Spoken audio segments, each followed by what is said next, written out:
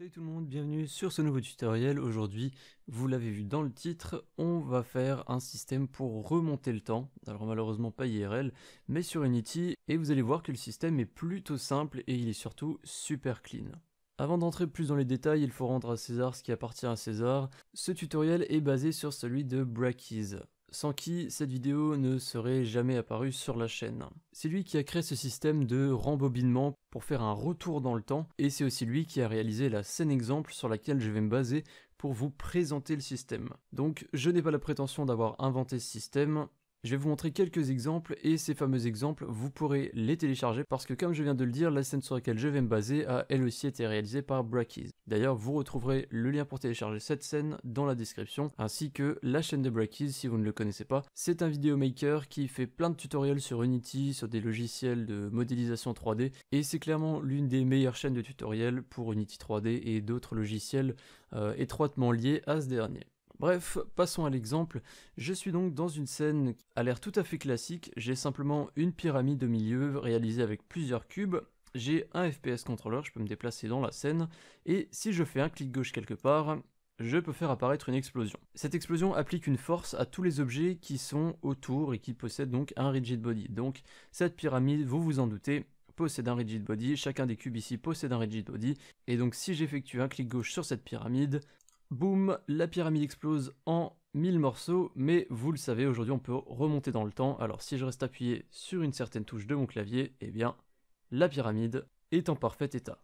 Donc voilà le système que je veux vous présenter aujourd'hui, je le trouve super propre, on voit que le retour des cubes à leur point de départ est super bien fait, et surtout le système est très simple à comprendre, il est très simple à mettre en place, vous n'avez pas besoin d'avoir des tonnes et des tonnes de scripts, de faire des objets avec certains tags, avec des tonnes de components, etc. Vous allez voir que c'est super bien fait. Je vais vous donner aussi un autre exemple avec la rampe que j'ai réalisée là derrière, donc cette rampe n'est pas présente dans la scène de base, c'est moi qui l'ai ajoutée pour vous donner un autre exemple, mais vous pouvez donc télécharger cette scène, vous avez donc la petite pyramide et le personnage avec les scripts nécessaires pour faire fonctionner le tout. Je vais simplement vous donner un dernier exemple avec la rampe donc, que j'ai ajoutée là derrière. Je vais ajouter le script qui permet de remonter le temps à mon personnage. Et donc maintenant, je vais monter avec mon personnage. Et vous voyez qu'ici, on a donc un espace entre les deux grands cubes ici, au-dessus duquel on peut sauter. Mais imaginons maintenant que je saute et que je rate mon saut. Eh bien, je peux faire un retour dans le temps et me revoilà en haut. Et je peux maintenant sauter au-dessus du vide sans tomber cette fois-ci. Donc vous pouvez faire énormément de choses avec ce système. On va maintenant voir comment fonctionne le système. Ce système fonctionne avec deux scripts, TimeBody et PointInTime. PointInTime, c'est un script qui est tout petit, d'ailleurs vous pouvez le voir ici dans l'inspecteur, je vais quand même l'ouvrir. C'est un script qui est tout petit et qu'on n'a pas besoin d'ajouter à l'un de nos objets dans la scène. En fait, c'est grâce à ce script qu'on va récupérer la position et la rotation des objets.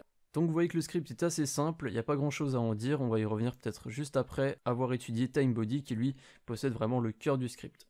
C'est un script qui est aussi relativement court et comme je l'ai dit, il est plutôt simple à comprendre, mais bien évidemment j'ai ajouté quelques commentaires et on va repasser sur toutes les lignes. Ces deux scripts sont disponibles dans la description si vous souhaitez les télécharger, les étudier, les réutiliser, bref, si vous les voulez, vous pouvez les télécharger. Commençons par les différentes variables du système. On a une boule isRewinding, si vous parlez anglais c'est plutôt transparent, et ce qu'on est en train de rembobiner le temps. Donc de base on est sur false parce que la scène se déroule de façon normale, on se déplace dans la scène, on fait ce qu'on veut, etc. Et si on commence à remonter le temps, on va passer sur true. Donc c'est une variable plutôt simple. Ensuite, on a une variable publique float record time que vous retrouverez sur tous les objets, ou plutôt sur tous les cubes qu'on a ici, avec comme valeur de base 5. En fait, c'est tout simplement le temps que va être enregistré le déplacement des objets. C'est-à-dire que de base, on est sur 5, ça veut dire qu'il y a en gros plus ou moins 5 secondes qui vont être enregistrées. Donc vous pourrez remonter dans le temps jusqu'à 5 secondes pour l'objet qui possède 5. Mais vu que c'est une variable en public et que vous pouvez choisir depuis l'inspecteur pour chaque objet, imaginons maintenant, comme je l'ai dit, tout cela en 5, et si je veux que le cube là-haut, son enregistrement soit prolongé, je peux mettre 10 secondes par exemple. Et donc les cubes qu'on a en bas seront enregistrés pendant 5 secondes, mais celui en haut sera enregistré pendant 10 secondes. Donc voilà, vous pourrez vraiment choisir combien de temps en arrière vous allez pouvoir revenir grâce à ce script, et plus précisément grâce à cette variable. On a ensuite une liste en public points in time, donc ça c'est les points dans le temps. En gros, le système, ce qu'il va faire, c'est qu'il va enregistrer les différentes positions de l'objet à certains moments, et ensuite il va déplacer cet objet de manière fondue de l'un à l'autre de ces points, petit à petit, au fur et à mesure, jusqu'à revenir au point le plus ancien, donc soit le point de départ, soit le point le plus ancien, si ça fait longtemps que l'objet a été déplacé de sa position de départ. Ensuite, on a la variable rigidBody qui correspond au rigidBody de l'objet. Alors ça, c'est très important. Tous les objets qui peuvent être affectés par ce retour dans le temps, donc ils doivent posséder ce script, mais il faut aussi qu'ils aient absolument un rigidBody, parce que c'est avec ce rigidBody qu'on va pouvoir activer isKinematic et donc le déplacer, redéplacer l'objet sans pour autant qu'il soit affecté par la gravité et pour qu'il soit déplacé de manière un petit peu plus simple vers son point de départ ou son point le plus ancien. On assigne la variable pointInTime à notre script pointInTime, donc c'est celui que je vous ai montré ici avant, hein. C'est un script qui est très simple, sur lequel on va récupérer position, rotation. Le rigidBody, on va simplement l'assigner, on récupère le rigidBody de l'objet actuel, donc getComponentRigidBody, ce qui revient à faire GameObject.getComponentRigidBody, donc c'est la même chose. Dans la fonction update, on peut voir la condition, ou plutôt les conditions, qui nous permettent de remonter le temps et d'arrêter le rembobinage du temps. Donc keycode.return, return chez nous en France c'est la touche entrée, mais vous pouvez bien évidemment mettre le keycode que vous voulez, hein, comme d'habitude vous mettez la touche que vous voulez. Donc si on appuie sur return, si on reste appuyé sur return, on commence start rewind, donc on revient donc on commence le rembobinage, rewind qui veut dire rembobinage en français. Et si on fait l'inverse, donc get key up, c'est-à-dire si on n'appuie pas sur return, eh bien on arrête de remonter le temps, tout simplement. Dans la void fixed update, donc qui correspond plus ou moins à la fonction update, alors j'ai déjà un petit peu parlé de la différence entre les deux dans la vidéo sur les fonctions en C#. Si on est en train de remonter le temps, donc si isRewinding passe sur true, hein, donc c'est notre fameuse variable dont on parlait avant, et sur true, alors on commence le rewind. Donc on commence le rembobinage si effectivement la variable est passée sur rembobinage activé, donc ce qui est tout à fait logique, mais ce qui nous intéresse ici c'est surtout le else. Si on n'est pas en train de rembobiner, on appelle record. Et record, on l'appelle donc en permanence, hein. Tant qu'on n'appuie pas sur... tant qu'on n'est pas en train de rembobiner, record est appelé en permanence. Et record, si vous ne le saviez pas, ça veut dire enregistrer. Donc en permanence, en fait, les positions sont enregistrées par le script à certains points dans le temps, pour pouvoir ensuite utiliser ces positions et les rotations aussi, qui sont aussi enregistrées, pour revenir en arrière et replacer les objets là où ils étaient. On passe ensuite à la fonction rewind, donc la fonction de rembobinement. Lorsqu'on va démarrer le rembobinement, donc lorsque cette fonction va se lire, s'il y a des points enregistrés, et bien si c'est le cas, si on a bien des points enregistrés, alors on va replacer l'objet à ses anciennes positions et ses anciennes rotations les unes après les autres. Donc l'objet qui a actuellement été déplacé, on va le déplacer un petit peu en arrière à sa position précédente. Si on voit que le joueur est toujours en train de rembobiner le temps, alors on va le déplacer à la deuxième position la plus ancienne. Quand je dis position, je parle aussi des rotations, hein. Puis si on continue à la troisième, puis à la quatrième, puis à la cinquième, qui est la plus ancienne vu qu'on utilise 5 dans record time. Mais si vous mettez 10, on peut enregistrer 10 positions et donc l'objet va se déplacer petit à petit vers ces 10 dernières positions. Donc voilà à quoi servent ces lignes ici, donc ça nous permet en fait de remonter le temps et de replacer l'objet petit à petit à ses anciennes positions. Vous retrouverez aussi pointInTime.remove at 0, donc ça c'est ce qui permet en fait d'enlever le point qu'on vient d'atteindre. On veut plus pouvoir remonter dans le temps au point actuel forcément, vu qu'on est déjà remonté dans le temps, donc on va enlever ce point. Puis si on tente de rembobiner mais qu'on se rend compte qu'il n'y a plus de point dans le temps, donc qu'on n'a plus de position auquel déplacer l'objet, eh bien on arrête automatiquement de rembobiner le temps avec stop rewind. Passons à la fonction suivante, on a la fonction record qui, comme je l'ai dit, permet d'enregistrer des points dans le temps. Donc au fur et à mesure, on a en premier une condition que j'ai déjà commentée et qui dit s'il y a déjà record time point enregistré, donc record time c'est la variable, on va partir du principe qu'on en a 5 parce que c'est la valeur de base. Donc s'il y a déjà 5 points enregistrés, alors on enlève le plus ancien et on le remplace par un nouveau.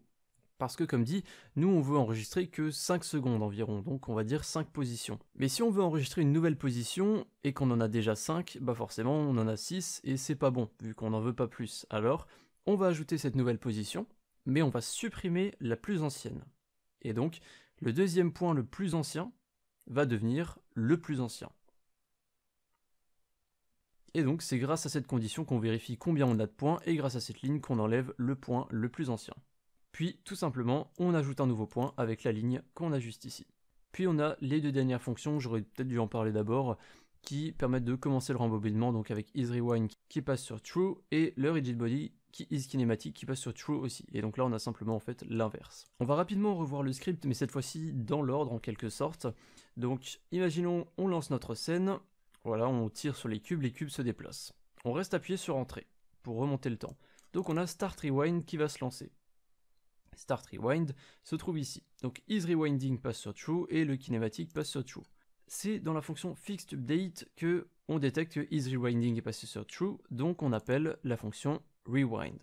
On revient en arrière, on commence le rembobinage pour de vrai, on vérifie les points enregistrés et on déplace les objets sur ces fameux points au fur et à mesure les uns après les autres. Si on voit qu'on a rembobiné au maximum, eh bien il n'y a plus rien à rembobiner, alors on arrête avec Stop Rewind.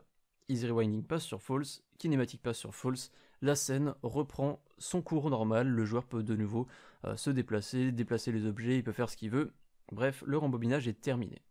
Lorsque notre joueur n'est pas en train de rembobiner le temps, eh bien la fonction record va se lire en permanence. On ajoute plus ou moins à chaque seconde le nouveau point où se trouve l'objet et on supprime le plus ancien pour toujours garder 5 positions. Mais on peut enregistrer plus de positions en changeant la valeur de base de record time, qui est ici, ou alors en le changeant dans l'inspecteur. Et c'est tout pour ce script. On enregistre en permanence, puis on peut revenir en arrière et arrêter le rembobinage si on le souhaite. Comme je l'ai dit, Point in Time, vous pouvez juste le laisser dans votre dossier asset, dans votre dossier script, bref, vous pouvez le laisser où vous voulez. Il faut absolument qu'il soit présent, et tant qu'il est présent, le script TimeBody ne vous fera pas d'erreur et vous n'aurez aucun problème à l'utiliser. Il faut donc simplement l'ajouter sur un objet.